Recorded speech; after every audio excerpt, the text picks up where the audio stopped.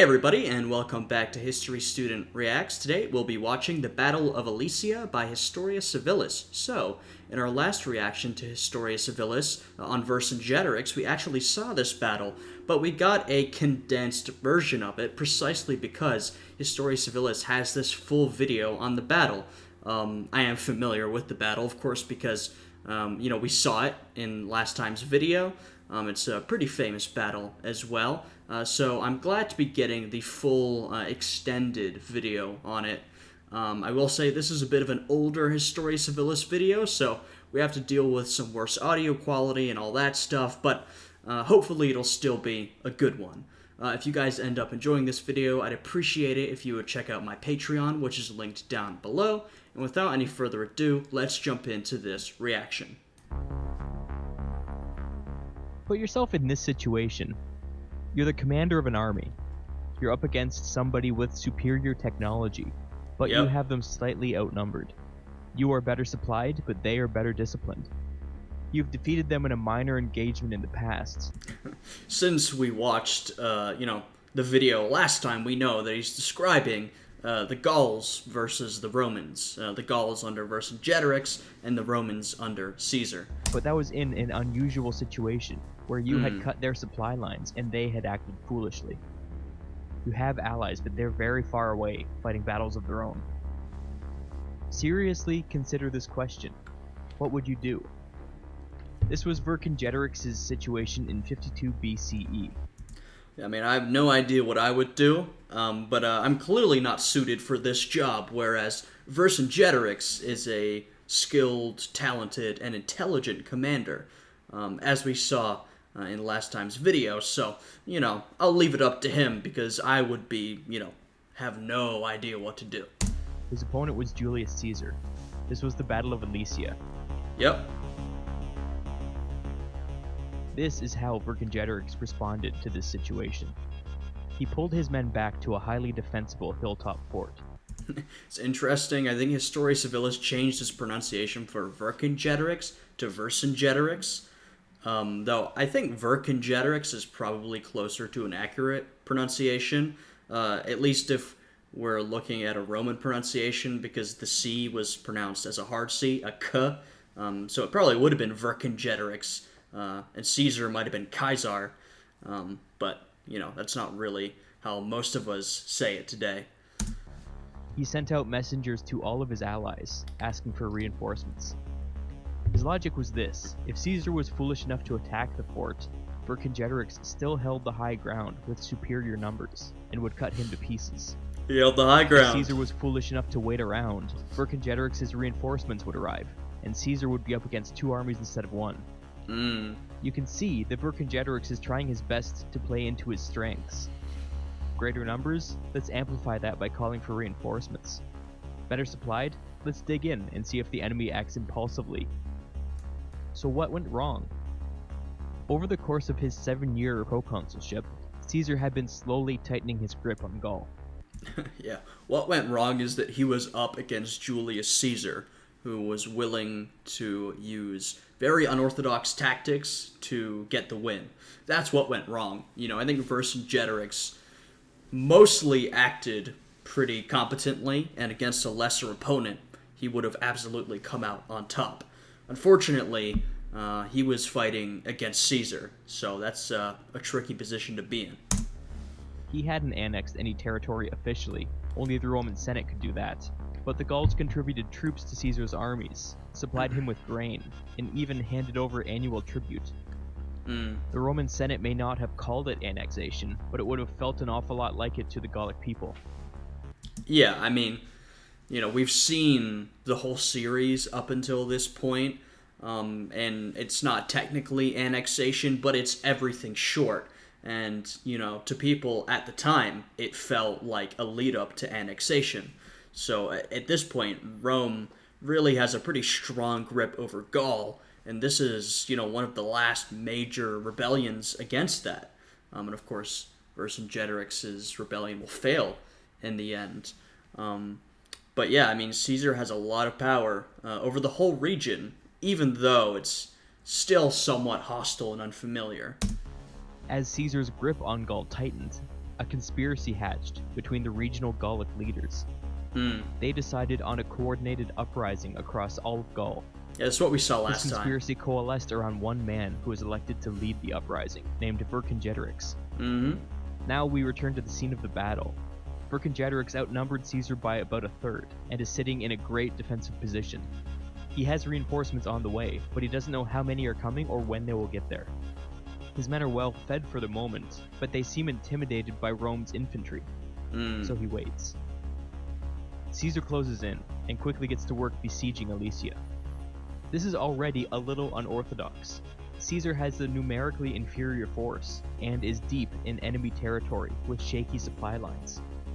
Plus, being enemy territory, a Gallic army could be just over any horizon. Caesar was putting himself in a terribly vulnerable position, and he knew it. Oh yeah, but it is a very Caesar thing to do. Even in the most vulnerable position, Caesar would still be ambitious. He would still do what he could to deliver a victory. He's outnumbered, he's in somewhat hostile territory, but, in a very Roman way, he still believes that he could siege the city and win. He begins to construct a set of inward-facing walls that ran an amazing 18 kilometers, circumventing the entire fort and hillside. Yeah, and I've talked about this before, and this will pop up in this video again, but particularly with this battle, I feel like it's worth reiterating how important engineering was to the Roman military, and, engineering and construction is important to a lot of militaries throughout history. I think it's kind of a very undervalued aspect, but particularly to the Romans. They were known for their skill in construction. They were able to build things to aid their military cause very quickly and effectively. We're going to see that skill be put to work perhaps more than any other time we've seen so far in this video. Cutting off any potential escape. They would have had to clear entire sections of forest just to construct it. These were not just some thrown together fortifications either. These walls were 2 stories tall, with ladders and raised platforms for patrols. Then, Caesar turned around and did the exact same thing again, this time facing the other direction. Leaving a wide enough gap to contain his entire army, he constructed another set of walls facing outward. He managed to get all of this done in a matter of weeks. And this is why this battle is famous for the 2 walls that were constructed very quickly and effectively. Caesar built one set of walls, and then another set of walls, and he put his men in between them, a pretty insane setup. He wants to both trap the enemy, but protect himself from reinforcements. Though, of course, he also traps himself within the walls while doing that. Of course, this is a very odd setup to build 2 sets of walls. We've got a sort of a Attack on Titan setup going at this point. But yeah, this very sort of odd and unorthodox strategy is why this battle has become very well known in Roman history. Naturally, as you would expect, Vercingetorix attempted to slow down this process by sending out raiding parties to attack the workers, but they were easily repulsed by the Roman infantry. Do you see what Caesar did and why he did it? This is where his genius begins to show. Vercingetorix put him in an impossible situation, where he either assaulted a well-defended position against superior numbers, or waited to be caught between 2 armies with even more superior numbers, or he could have retreated. Caesar created a 4th option. He made his own fort. He stole Vercingetorix's tactical advantage right out from under him. I mean, yeah, Caesar is, besieging a city with Vercingetorix in it, and he's basically said, you know what? I'm going to take his advantage and make it my own. I've basically built my own fort, my own settlement in this hostile territory, so now, I can defend my own walls against the enemies. This is also very characteristic of Caesar, presented with 3 options. Caesar would almost always make a 4th option that was more advantageous to his cause. This is just how Caesar operated, and this is why he was such a great general. It was that ingenuity. He always found another way to go about things that would benefit him. And, we very clearly see that in this example. Now, if Vercingetorix wanted out, he was going to have to be the one assaulting Caesar's well-defended position. Yeah. When Vercingetorix's reinforcements finally arrived, the numbers were huge. If you count the combined Gallic armies, they outnumbered the Romans at something approaching 3-1. Jeez. On the very first day, the Gallic armies advanced. They placed their massive numbers of cavalry in front. I will say, and maybe they got some warning of this beforehand, but imagine if you're the reinforcements and you've gotten word from Vercingetorix that he's being besieged by the Romans, and so you are under the impression that you're being sent to clear off a Roman force who is currently besieging your city. When you arrive, what you see is a brand new set of wooden walls that you're not familiar with, and it appears that they're inhabited by the Romans. I imagine you would be, if you hadn't been warned beforehand, pretty surprised to see that.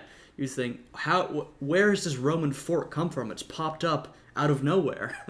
And that's because it is quite a crazy idea. Shielding and concealing lines of archers behind them.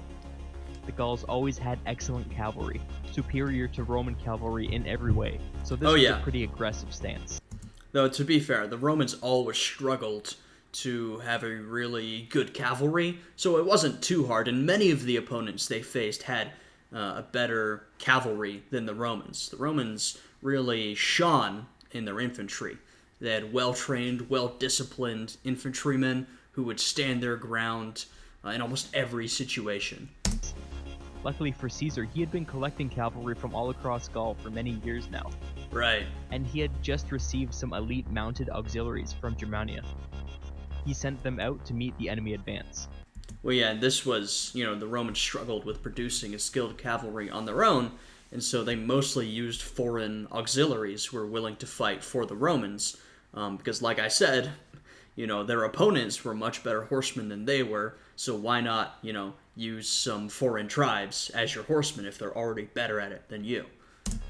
Intense cavalry on cavalry fighting took place all day. Whenever the Romans thought they were gaining the upper hand, the Gallic cavalry would pull back into the range of their archers, and the Romans would get surprised by a nasty volley of arrows. At this time, Vercingetorix's forces pushed up and prepared for an attack on the interior wall. They never found the opportunity.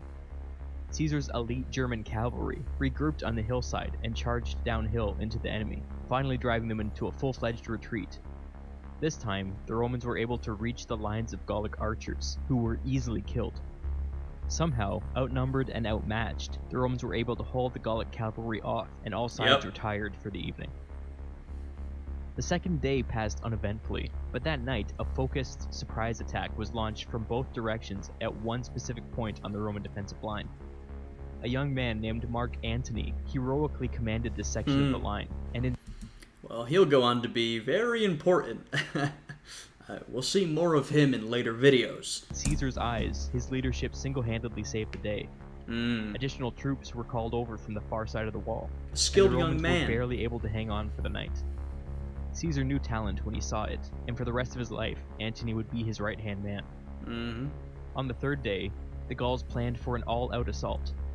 They began by taking some nearby high ground outside of the enclosure that was being lightly defended by some Roman infantry. The Gallic relief army then launched an offensive along the entire Roman defensive line. The thrust of this attack was a group commanded by Vercingetorix's cousin, who took his men up the newly liberated hillside and charged down it, attacking. Damn. I mean, the Gauls are really giving it their all. They're putting everything they can into this assault against the Roman walls.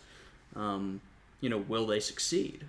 Well, we know they won't, if you saw the video last time, but, at this point, if you're a Gaul or a Roman, it might look like, the Gauls may break through. The Romans may not be able to resist. I mean, the Gauls have gotten pretty close so far.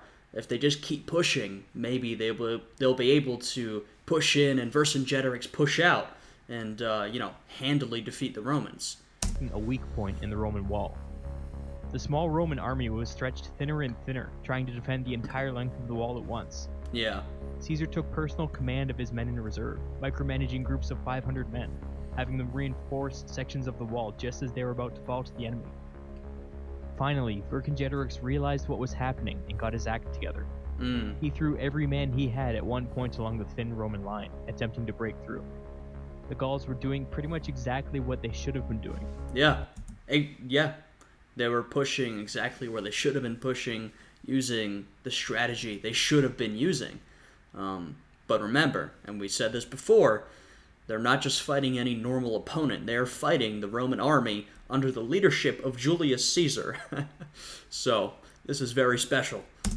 Spread the Romans thin to maximize their numerical weakness, and then breach the walls to nullify the defenses. Right. Caesar saw what was happening, and threw every man he had in reserve at this section of the wall. Caesar was now fully committed, but Vercingetorix's breakout was thwarted. And, I sort of mentioned this before, but if you would want one force of men to guard your walls or to go face to face with the enemy, it probably would be the Roman infantry. Like I said, extremely well trained, well disciplined. They would be able to hold off, enemies pushing forward from both directions better than almost any other force I could think of. The besieged Gauls now shifted their tactics, beginning to attack the entire length of the inside wall. Caesar's army was now completely surrounded, fighting in all directions at once.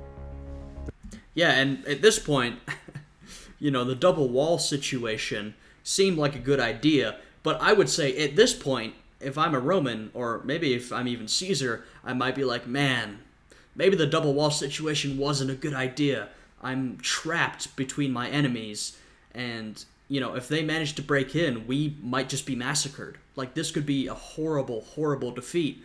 We may not make it out of this situation at all, You might be thinking, shit, like, I may have screwed us with this double wall plan. Of course, it didn't end up that way, but it is looking pretty dire at this very moment. The Roman situation now began to crumble. Vercingetorix's cousin, attacking downhill, successfully breached the Roman wall, and Gauls began to pour through the Roman defenses. Here it goes. Caesar personally rode through his lines, stealing any unit he thought could be spared, and threw them towards the breach in the wall. In total, he was able to rally over 6,500 men, who formed a shield wall and held the entire Gallic army in place. Classic Roman infantry. This has got to be one of Caesar's most desperate moments. I mean, we have seen some pretty desperate moments from Caesar. The whole, campaigns in Britain were desperation personified, but, this is really, really bad. Caesar then took personal command of his remaining cavalry, who were not of much use defending the walls, who, amazingly, managed to punch through the Gallic attackers at another section of the wall. The Roman cavalry then turned and charged up behind the Gauls who had breached their walls. Yep. The Gauls saw the Roman cavalry charge and panicked, not realizing that the Romans were stretched to capacity and that this was the last card that Caesar had to play. Many Gauls tried to flee, but it was too late. The Roman cavalry encircled the Gauls, killing or capturing most of them. The Gauls got so close to defeating the Romans, and probably completely massacring the army. The Romans would have been completely trapped. But with this one last trick that Caesar had, he managed to hold them off, to win the battle. Jesus Christ, that is close. That is cutting it very close, even for Caesar. Seeing this, the rest of the Gallic relief army retreated. This finally allowed the Roman infantry to turn and focus on Vercingetorix, who then was pushed back into the fort. He surrendered the next day. Now you see what Caesar was able to accomplish when he was put in an impossible tactical situation, and you can get a hint at how his brain worked. He wasn't necessarily obsessed with fancy formations, or complicated maneuvers, or classic set-piece battles. He had great sub-commanders who could do all of that for him. Yeah. His thinking was always focused on bigger issues. Where does the enemy have the advantage? How can I mitigate that? Where am I strong? How can I maximize that advantage? How can I make the enemy tired? How can I make sure the enemy has the sun in their eyes? Advantage. How can I make the enemy fight in the mud? How can I Yeah. make them skip breakfast? His military talent, and you could say his political talent, lied with opportunism. That is very true. Opportunism, that may characterize Caesar in one word. He was always willing to seize on a good opportunity, whether it be militarily or politically. So I completely agree with that description of Julius Caesar. But this is why he was a great general, a great commander.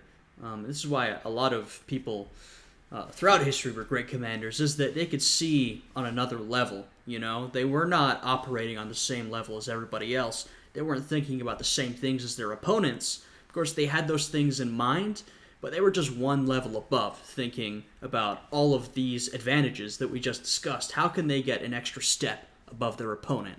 And this is what made men like Caesar so successful. He would take a situation and squeeze every conceivable advantage out of it until there was nothing left.